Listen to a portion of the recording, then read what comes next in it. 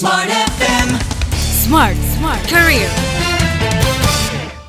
Kalau kita ngobrol soal storytelling nih, rasanya sekarang yang namanya storytelling ini bukan cuma berbicara soal cerita orang tua kepada anak-anak ketika jelang tidur, tapi sudah berkembang bahkan menjadi salah satu tools untuk teman-teman di marketing melakukan berbagai hal yang menjadi ujung tombak juga dalam bidang marketing gitu ya.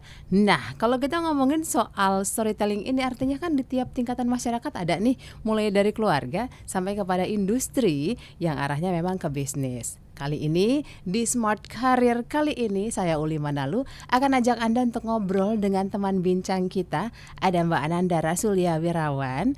Dia lebih suka dipanggil dengan Nanda saja gitu ya, seorang creative writer dan juga creative planner, tapi nggak suka dibilang freelancer. Kenapa tuh? Hai, selamat datang. Halo Mbak Uli dan Smart FM. Kita ada di podcast Smart Career. Nih Mbak Nanda tadi bilangnya baru pertama kali nih. Jadi kalau agak grogi-grogi dimaafkan banget ya. Kita ngobrol biasa aja gitu. Boleh mendekat sedikit dengan mic-nya ya. Nanda, kalau ngomongin storytelling itu memang dunia muka dari sejak mengenal dunia kerja atau gimana?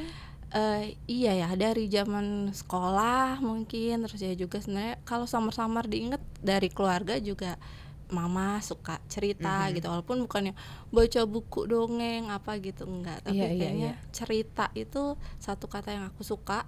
Jadi itu ternyata bisa jadi apapun gitu, bisa jadi kerjaan, bisa jadi perasaan dan kegiatan bahkan di rumah sama keluarga sekarang. Oke, dengan demikian kita bilang itu tadi ya, kalau ngomongin soal storytelling kita mulai dari rumah, semua lini di masyarakat ini memang berbicara mengenai cerita, karena itu inti dari kita mau didengar dan kita mau berkisah gitu kan, namanya manusia gitu ya. Apalagi di era media sosial sekarang. Semua orang bercerita nggak sih Nanda, ya kan? Itu dia. Melalui Semuanya. akunnya dia. Betul, ceritanya juga nggak melulu dari kata-kata, tapi jadi dari visual kan, terus audio juga, lagu-lagu dan lain-lain, itu bentuk storytelling juga menurutku. Betul. Nah, tapi ada satu simpul yang akhirnya harus kita bahas. Kalau memang ini sudah within us gitu kan istilahnya, sudah ada di dalam kita gitu. Tapi tidak semua bisa melakukan storytelling ternyata yang berdampak, benar nggak sih? Betul, ternyata nggak semuanya itu mungkin bisa cerita, tapi bukan good storyteller ya. Oke. Jadi kayak mungkin ceritanya terlalu berbelit-belit, terlalu panjang, terlalu apa gitu. Jadi kayaknya kita harus tahu dulu kita mau ngomong apa yang paling penting, terus ngobrolnya itu ke siapa, kayak gitu. Jadi itu nanti kita bisa fokus. Ya sebenarnya panjang juga nggak apa-apa, tapi ada rasanya juga waktu dengar atau waktu baca gitu. Kayak gitu menurutku sih. Oke. Dari sekian banyak yang sudah dikaryakan untuk Nanda gitu, boleh nggak dibocorin itu untuk smart listener yang saat ini sedang mendengarkan kita? Apakah memang seorang storyteller harus mengemas ceritanya itu secara natural, atau perlu ada usaha atau sentuhan keahlian dan seni di situ untuk membuat akhirnya itu bisa berdampak? Oke, kalau menurutku ya, selama aku melakukannya sendiri gitu, dari kebanyakan mungkin aku nulis ya, jadi sebenarnya riset dulu sih yang penting gitu. Tadi balik lagi, kita mau cerita apa, targetnya siapa, dikit-dikit riset. Yang sekarang kan riset nggak seberat cari di buku, cari di jurnal apa, ya ngepoin Instagram orang atau tempat yang mau kita datengin, itu menurut aku bentuk dari riset. Jadi kayak mungkin karena dulu aku basicnya juga wartawan, jadi kayaknya itu udah hari-hari gitu. Tapi menurut aku itu kepake banget gitu buat sekarang. Kita mau tahu tentang apa juga, kita kepo itu sebenarnya mungkin riset kali ya. Jadi itu akan berdampak dengan apa yang kita sampaikan gitu, sama yang kalau pakai semuanya bisa cerita, sebenarnya semua bisa cerita, tapi balik lagi ke apa yang dia bisa nih, apakah dia bisanya lewat kata-kata, katanya soalnya nggak semua orang bisa nulis, makanya ada betul. profesi penulis gitu. Mamahku sendiri aja kayak kok bisa sih nulis kayak gitu, nggak mesti panjang atau pendek, tapi itu tadi mungkin kalau keahlian ya mungkin memang penulis bisa lebih ahli dari orang biasa, cuman itu bisa kita pilih lagi apakah kita bisa ceritanya lewat sekarang audio visual gitu, lewat video gitu, lewat bicara langsung, itu kan berbeda juga. Mungkin aku nggak terlalu jago ngomong public speaking seperti itu, tapi mungkin aku di tulisan gitu. Jadi riset sama kita tahu aja kita bisanya lewat apa nih ceritanya kayak gitu, atau lewat foto yang diam gitu, foto-foto yang indah, atau justru foto yang kritis, itu kan sebenarnya juga bentuk storytelling. Oke, iya. Jadi storytelling itu bentuknya bisa mulai dari suara, tulisan, gambar. banyak sekarang Iya. apa namanya istilahnya, wadah untuk mengekspresikan itu. Hal terpenting untuk kita bisa memulai storytelling yang berdampak apa yang perlu disiapkan? Kayaknya memang harus mulai dulu gitu. Kayak sekarang di sosial media misalnya memang hanya melihat gitu, coba untuk bikin juga gitu dari yang sederhana aja. Day in my life itu kan bentuk storytelling yang sebenarnya mungkin bagi kita biasa aja, jangan-jangan bagi orang oh iya ya sehari ternyata bisa buat ini gitu. Jadi mulai aja. Kalau aku sih soalnya punya moto kayak nggak nyoba nggak tahu gitu. Jadi coba dulu, kita nggak tahu nih dampaknya atau seberapa rame sekarang kan kalau di sosial media, atau pas waktu nulis ternyata tulisan itu di capture dan diingat. Ada satu temen yang kayak puluhan tahun ingat gitu sama tulisan aku yang ini gitu. Jadi kayaknya kita tulis aja, kita mulai aja dulu apa yang kita bisa tadi itu, mau lewat apa. Oke. Kalau yang lain punya tagline mulai aja dulu, kalau Nanda Gak nyoba nggak tahu. Oke. Nggak nyoba nggak tahu gitu ya. Pertama kali bikin storytelling yang boleh kita definisikan sebagai produk atau karya yang industrial lah gitu, yang menjual, itu kapan? Oh, kalau aku kan tadi nulis ya. Sebenarnya dari zaman sekolah SMP, SMA itu aku ikutan mading. Selalu jadi ketua mading. Gara-garanya apa Mbak Uli? Gara-gara nonton AADC, Ada Apa Dengan Cinta. Itu zaman aku. Dan film buat aku sangat berpengaruh. Dulu aku di majalah juga, kebetulan aku lulusan Kompas Gramedia juga, dari majalah Hai. Dulu aku pegang film di Hai. Jadi hari-hari setiap hari nonton film ya, di bioskop maupun lihat previewnya. Jadi Anda yang nulis resensi film itu ya? Iya, kalau di Hai itu preview. Jadi bukan kita ngomenin filmnya, justru ngajak. Jadi kita selalu nonton sebelum orang-orang nonton di bioskop yang undangan wartawan aja ya? Gitu. Tapi ya gitu, semua jadi harus dilahap ya, horor dan segala macam yang aku padahal genrenya nggak itu gitu. Jadi aku karena dulu mungkin dari mading menurut aku juga karya pertama yang menurut aku itu dibaca minimal satu sekolah ya, sekolah baca, dan akhirnya ikutan lomba, udah menghasilkan cuan dari lomba mading. Hai anak-anak SMA lomba lah.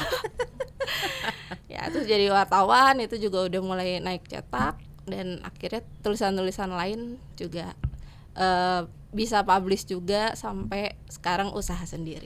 Siap. Wah, ini teman-teman yang dulu mungkin berkarya bersama Nanda, boleh say hi. Siapa tahu lagi kepoin kita. Oke. Storytelling memang kalau kita mau lebih dalam lagi pastinya perlu waktu yang lebih panjang. Tapi apa sih yang bisa seorang Nanda sampaikan gitu ya untuk smart listener yang pengen banget menjadi good storyteller tapi masih belum tahu hooknya di mana nih gitu? Boleh mungkin sebagai penutup, silakan. Oke, tadi ya mungkin aku rangkum kayak kalau mau mulai cerita, sebenarnya itu tadi mulai dulu, coba dulu aja cerita dengan media apapun. Riset dulu apa yang mau diceritakan, terus pakai bahasamu sendiri sesuai dengan target yang kamu mau inginkan gitu. Jadinya itu nanti akan ngerasa aku banget gitu.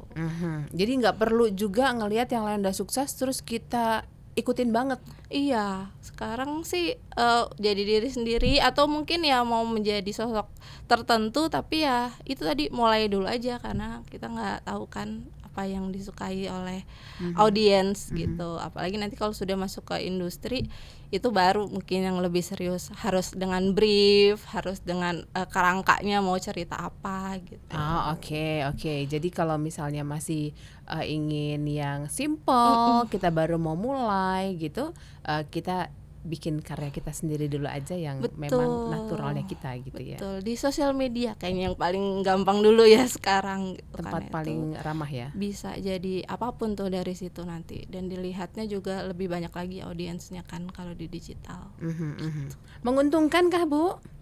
Menguntungkan ya. Sekarang saya hidup juga dari menulis dan bercerita akhirnya gitu, baik dari karya sendiri yang kalau sekarang mungkin udah nggak jadi wartawan, tapi saya nulis buat seperti content writer buat digital, misal website atau sosial media, atau yang lebih sekarang saya paling suka dari job-job menulis itu adalah menulis iklan ya. Aku scriptwriter juga buat iklan-iklan di YouTube, di digital, di sosial media, untuk kerjasamanya biasa sama PH. Jadi makanya nggak mau disebut freelancer karena kayaknya free banget gitu loh kalau freelancer. Kayaknya Free banget. gitu. Kalau aku soalnya ya tadi karena sebenarnya ada proses dalam membuat tulisan atau storytelling itu, aku akan dedicate misalnya dengan production house tertentu, aku akan memang akan fokus di situ dulu, nanti baru di hire dengan yang lain atau brandnya langsung. Baru itu aku lagi paling suka mungkin dari semua kegiatan menulis karya yang disuka itu yang audiovisual ya, karena tadinya naskah aku tulisin satu matahari pagi dari sela-sela pohon gitu kan, sebenarnya imajinasi aku sendiri tapi dituangkan ke tulisan, lalu nanti productionnya syuting tiba-tiba jadi iklannya. Itu menurut aku magical gitu, karena dulu mungkin nulis hanya di majalah gitu lewat tulisan, tapi itu juga keren banget ya sampai dicetak gitu. Menurut aku itu juga keren, tapi kalau magical menurut aku audiovisual kayak Lebih ya. konten-konten video itu zaman sekarang keren aja, karena mungkin aku dari tulisan gitu terus jadi bisa ditonton dan didengar. Oke, audiovisual lebih megang lah ya kalau kita Iya, bicara sekarang soal ya orang bagaimana. suka banget lihat video kan sekarang gitu. Oke, tapi balik lagi semua berawal dari tulisan. Betul ya? Iya. Kalau kita nggak nulis kan nggak bisa kerja juga tim produksi audio Oh iya, dan bener, visualnya. iya. Bener ya? Bener. Jadi kalau sekarang lagi anti sama nulis, harus nulis. Tulis dulu yang Pesannya pendek-pendek, itu ya. caption sosial media juga itu tulisan.